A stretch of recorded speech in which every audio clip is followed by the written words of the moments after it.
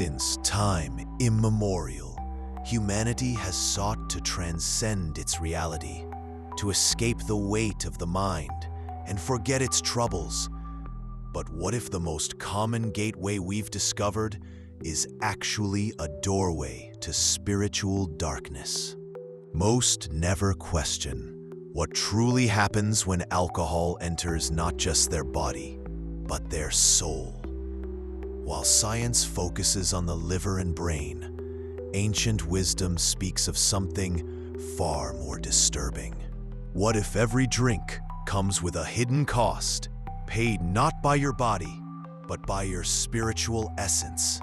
Today, we will unveil the ancient knowledge kept hidden in plain sight. The history of alcohol is not merely the story of a beverage. It is a tale of humanity's dangerous dance with the unseen. To understand, we must journey to the origin of the word itself. Al-kuhl in Arabic. Al-kuhl originally meant the kohl, a fine powder used as eye cosmetic, but for alchemists, it carried a darker meaning. Body-eating spirit, the essence that separates from matter through distillation. This is why we still call these beverages spirits. Ancient civilizations knew the dual nature of what they had discovered. In Mesopotamia, Sumerians offered wine to gods in sacred rituals. Egyptians linked it to Osiris, god of renewal.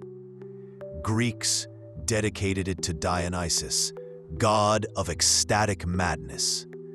They worshipped alcohol, but also feared its power. The art of distillation, refined by Muslim alchemist Jabir ibn Hayyan, known in the West as Geber, gave birth to alcohol as we know it today.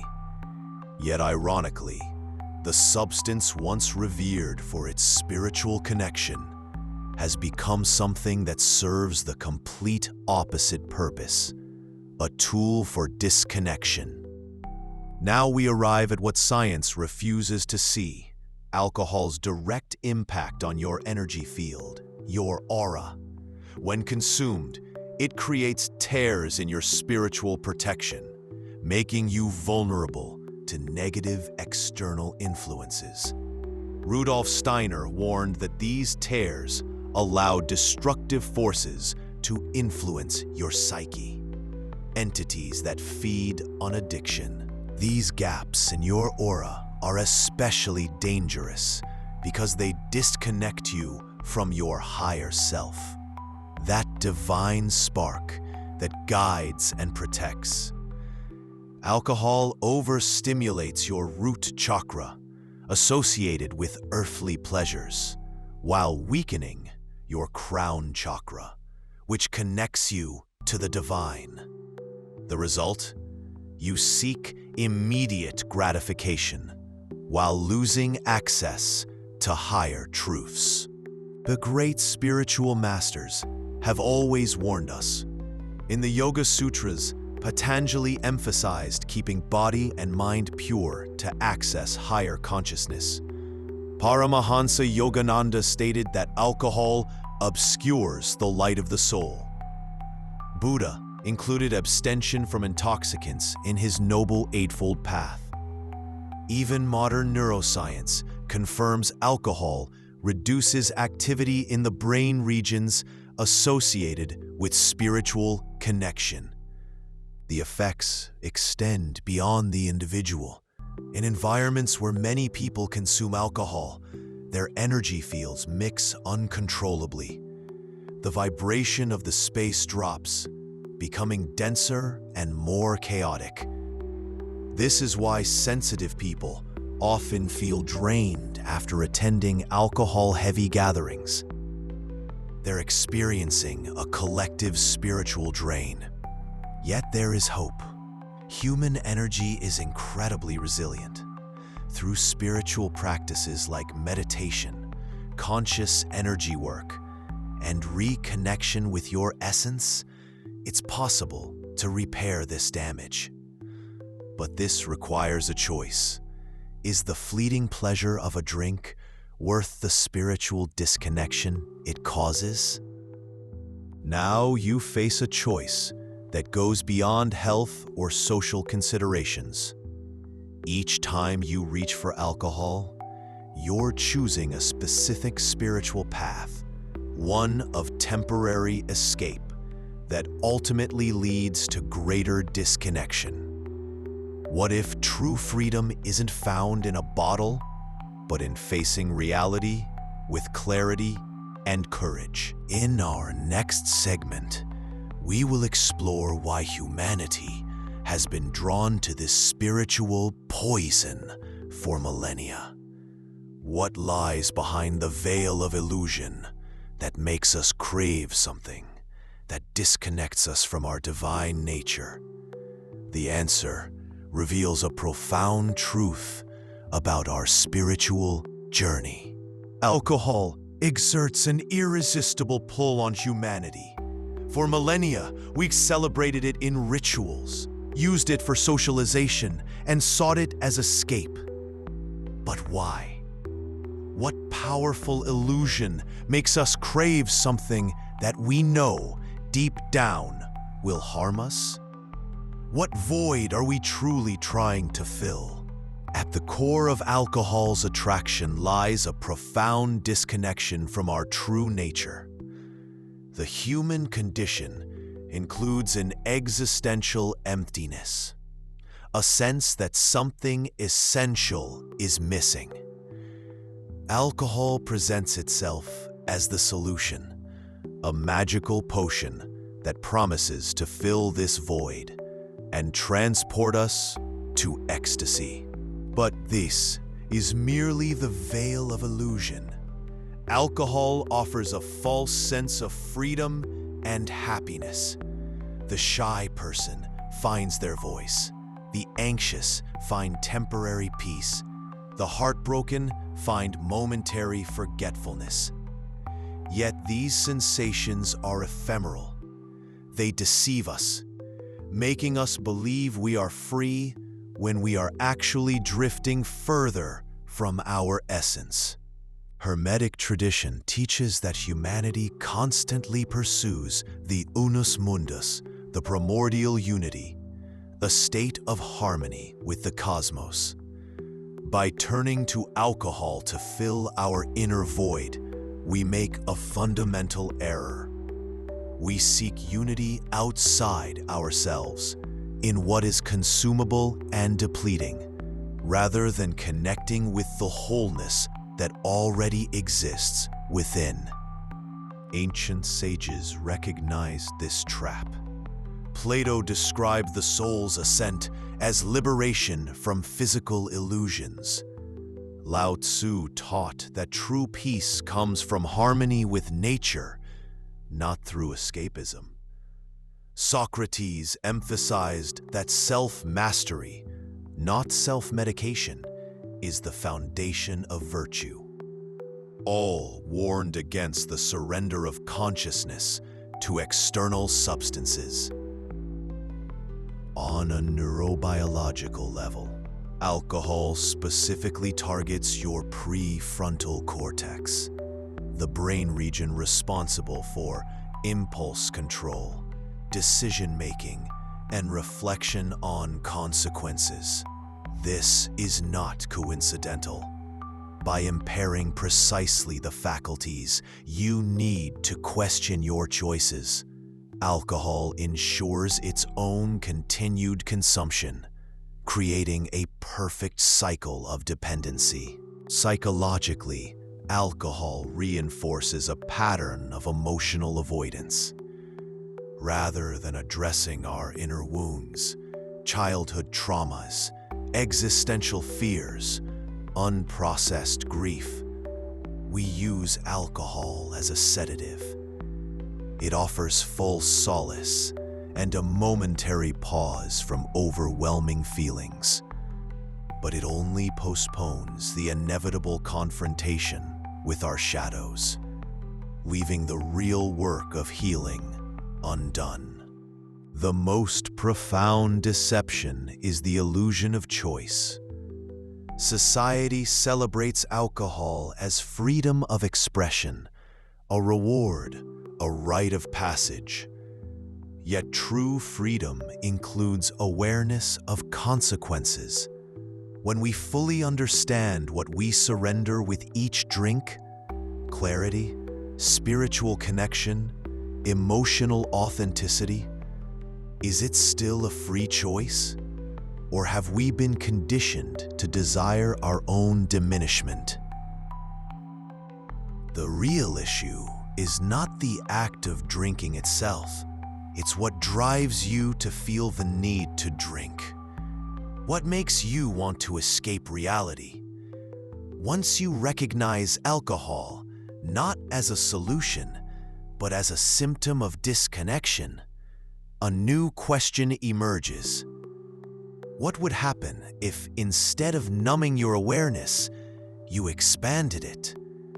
What deeper liberation awaits beyond the bottle? As we continue our exploration, we'll examine what happens energetically when alcohol enters not just your body, but your subtle energy system. The spiritual consequences extend far beyond what science acknowledges, affecting your very connection to Source. But first, consider, if you've been using alcohol as a bridge to something, whether it's confidence, relaxation, or social connection, what might be a more direct path to those same destinations? We are enveloped by vibrational fields that emit and receive information from the cosmos. This energy field, our aura, reflects our spiritual vitality. When we consume alcohol, it enters the physical body, but simultaneously acts as a destabilizing agent in our energy body. It creates tears in the individual's energy field, making them vulnerable to negative external influences. Rudolf Steiner, founder of anthroposophy, argued that alcohol consumption weakens the spiritual self, allowing destructive forces to influence the psyche. These energetic openings can attract what various traditions call thought forms, astral larvae, or even entities that feed on the energy of addiction, known in Spiritism as obsessing spirits. The metaphysical reality behind addiction is far more complex than mere physical craving. These gaps or ruptures in the aura are especially dangerous because they weaken our connection to the higher self, that divine spark that guides and protects us. Instead of remaining centered and aligned with our essence, we become scattered, like a rudderless boat on turbulent waters. This is why many people report feeling emotionally unstable, spiritually disconnected, or mentally confused after consuming large amounts of alcohol. The impact on the chakras, our energy centers, is equally significant. Alcohol tends to overstimulate the root chakra, associated with earthly pleasures and survival instincts, while weakening the crown chakra, which connects our consciousness to the divine. This creates a dangerous imbalance. We seek immediate satisfaction in the material world while avoiding higher truths. It's a spiritual gravity that pulls us downward when our natural evolution is to rise. Modern science inadvertently confirms these spiritual insights. Neuroscience studies reveal that alcohol reduces activity in the frontal lobes, the brain region associated with conscious decision-making, moral reasoning, and introspection. These are precisely the faculties that facilitate spiritual connection. When we diminish them, we limit our capacity to perceive the subtle, to appreciate the sacred, and to access transcendent states of consciousness. The energetic impacts of alcohol can also be observed in collective environments. When many people consume alcohol in a shared space, their energies mix uncontrollably. The vibration of the space tends to drop, becoming denser and more chaotic, and people's behavior becomes more primal. This is why many spiritual traditions advise avoiding environments where alcohol consumption is prevalent, recognizing the risks not only for individuals, but for the collective field. There is a message of hope, however. Human energy is incredibly resilient. Through spiritual practices such as meditation, Reiki, yoga, and conscious intention work, it is possible to repair the damage caused to the energy field and restore balance. But this requires effort and dedication, a deliberate choice to transcend material impulses and return to alignment with the divine. By understanding the impact of alcohol on your energy field, you begin to recognize what's truly at stake with each drink. Is the fleeting pleasure worth the disconnection from your essence? Is temporary social ease worth the vulnerability to energetic disruption? These aren't judgments, they're invitations to conscious choice. In our next segment, we'll explore what the great spiritual masters throughout history have said about this substance. Throughout history, many spiritual masters, prophets, and mystics have shared their insights on alcohol. Their words carry wisdom, warning us of the hidden dangers of this substance and its implications for our spiritual journey. These accounts are not mere moral admonitions. They are profound advice, rooted in love, meant to protect humanity's connection to the divine. In Vedic traditions, alcohol is seen as a substance that reduces sattva, the quality of purity, harmony, and clarity. The Bhagavad Gita teaches that a balanced mind is essential for accessing higher planes of consciousness. Anything that disturbs this balance is an obstacle on the spiritual path.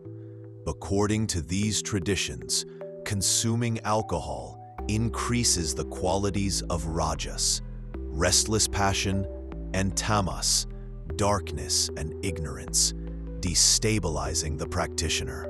Buddha, in his teachings on the Noble Eightfold Path, explicitly warned of the dangers of intoxicating substances.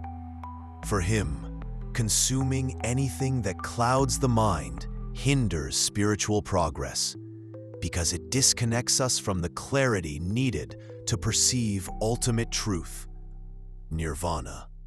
This is why in many Buddhist communities, alcohol is completely avoided as part of sila, the ethical discipline that forms the foundation of the spiritual path. In Hermetic and alchemical traditions, alcohol was viewed ambivalently.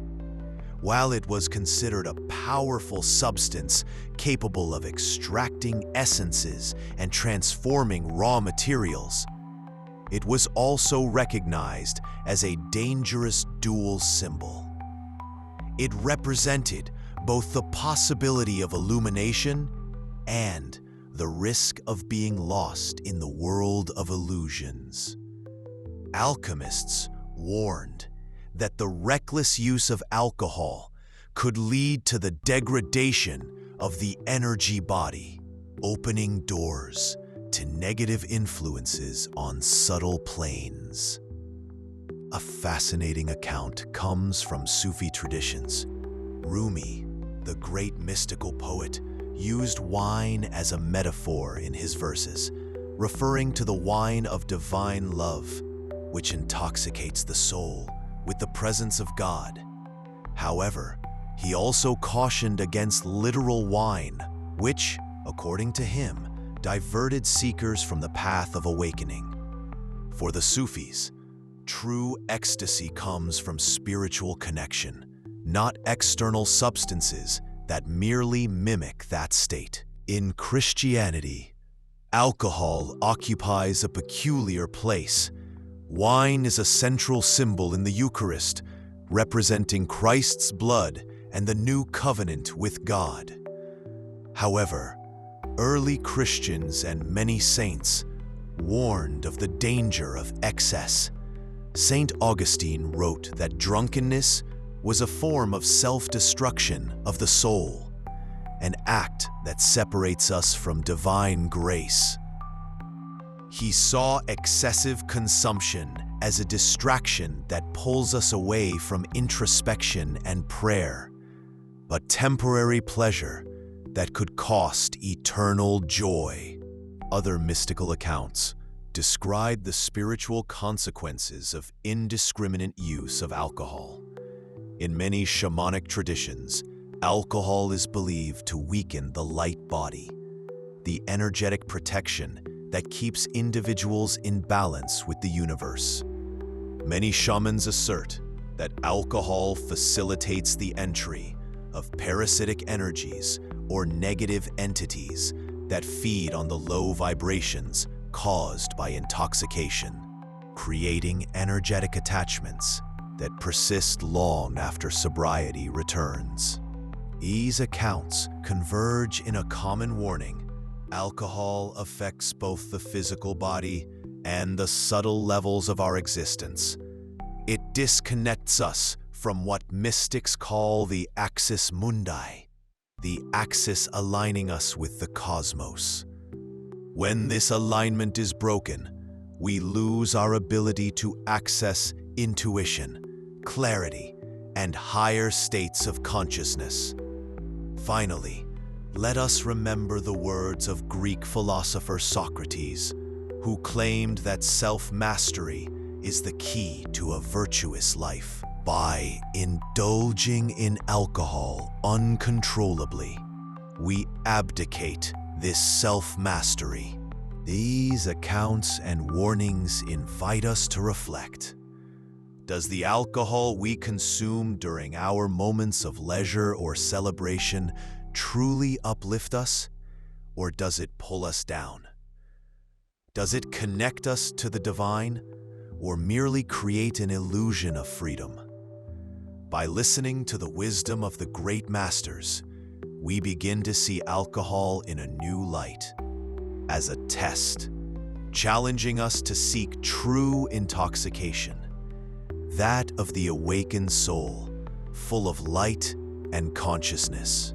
After exploring the origins of alcohol, its impact on the energetic body, the veil of illusion it creates, and the mystical accounts warning of its dangers, we arrive at the most crucial point. How do we break free from this cycle? How can we transcend dependence, physical, emotional, or spiritual, and discover a new perspective, a life of clarity and connection with our essence? Liberation begins with awareness. When we truly understand alcohol's impact on our body, mind, and spirit, something within us awakens. This awareness is the first spark of transformation, the starting point for real change. It is the moment we stop acting automatically and begin questioning our choices. Why do I seek alcohol? What am I truly trying to fill? The answer to these questions often lies in our internal void, the sense of disconnection so many of us experience. Spiritual practice is a powerful path for this journey. Meditation, yoga, prayer, conscious breathing, and other techniques help restore balance to the body and mind. They strengthen the energetic field and reconnect us to our essence. As we cultivate inner silence, our emotional wounds naturally surface. And as these imbalances are neutralized, we begin to realize that the peace we sought externally has always been within us, waiting to be discovered. Many spiritual traditions offer specific practices for overcoming addiction. In Buddhism, for example, mindfulness teaches us to observe impulses and desires without acting on them. Instead of reacting automatically when craving arises, we learn to witness, breathe, and make conscious choices. This practice creates space between the impulse and action, a space where freedom resides. In Christianity, the concept of divine grace reminds us that we are not alone in this journey, that higher support is always available for those who sincerely seek it. Ask, and it shall be given to you. This understanding that a power greater than ourselves can restore us to sanity forms the foundation of many recovery approaches. It acknowledges that transcending deeply entrenched patterns often requires more than willpower alone. Reconnecting with nature is also essential. Alcohol disrupts our natural harmony, and spending time outdoors, in forests, mountains, or by the sea, helps restore this lost connection. The Earth's energy is purifying and can help release toxins, not only from the body, but from the mind and spirit. Many who have overcome alcohol dependency report that nature became their sanctuary and teacher, providing both peace and wisdom. Another crucial step is practicing gratitude. Often, we turn to alcohol as a way to escape what we perceive as an unsatisfactory reality. But by cultivating gratitude for what we have, even in small things, we start to see the beauty of the present moment. Gratitude connects us to life's abundance and dissolves the emptiness we often try to fill with external substances. It shifts our focus from what's missing to what's already here. Community is also vital. Walking the path of liberation does not have to be a solitary journey. Surrounding yourself with people who share similar values and goals can be transformative. Spiritual groups, meditation circles, recovery communities, or even conscious friends can offer support, inspiration, and encouragement during challenging times. Together, we create fields of resonance that make individual transformation easier. Finally, we must cultivate forgiveness, especially self-forgiveness. Many people struggle with guilt or shame for their past choices involving alcohol. But as Rumi said, the wound is the place where the light enters you. Our imperfections and mistakes are part of our journey, and it is through them that we learn and grow. Treating ourselves with the same compassion we would offer a beloved friend creates space for true healing. Breaking free from the cycle of alcohol is not just about abandoning a substance. It is about embracing a new way of living, a freer, more aligned way of being that reflects our true nature. Visualize this transformation as a tree reborn in spring.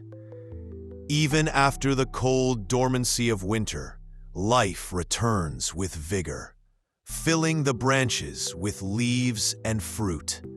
So it is with our soul when we choose to free ourselves from the cycle.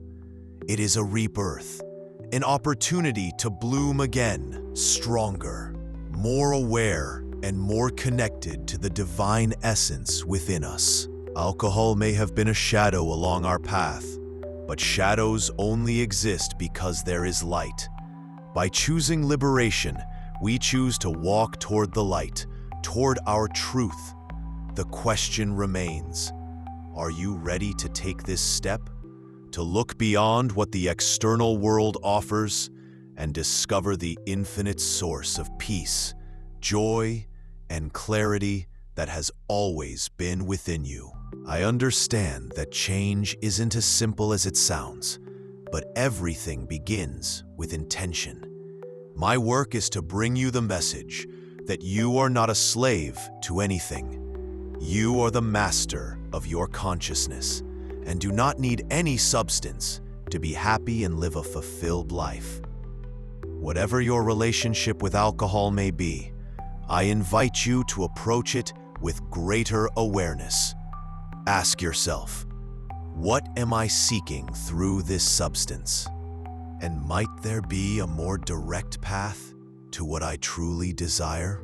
The true power of human consciousness has always been our ability to choose, to direct our awareness toward what we value most.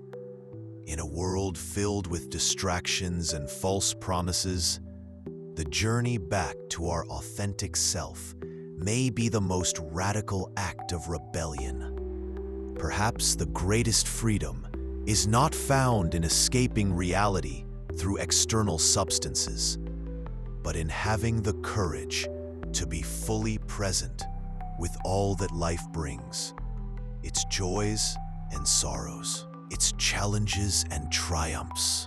As we conclude this exploration, remember that your choices create ripples far beyond your individual experience.